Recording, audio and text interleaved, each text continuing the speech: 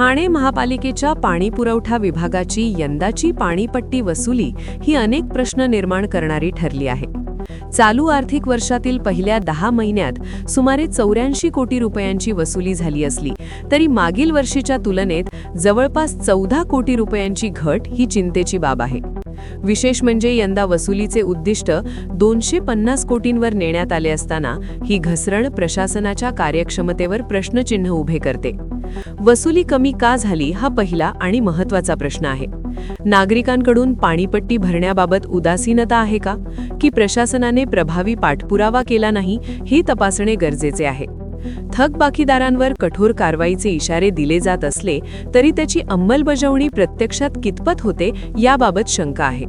केवळ संदेश पाठवणे किंवा बिले देणे पुरेसे ठरत नाही, तर सातत्यपूर्ण फॉलोअप आणि पारदर्शक कारवाई आवश्यक आहे.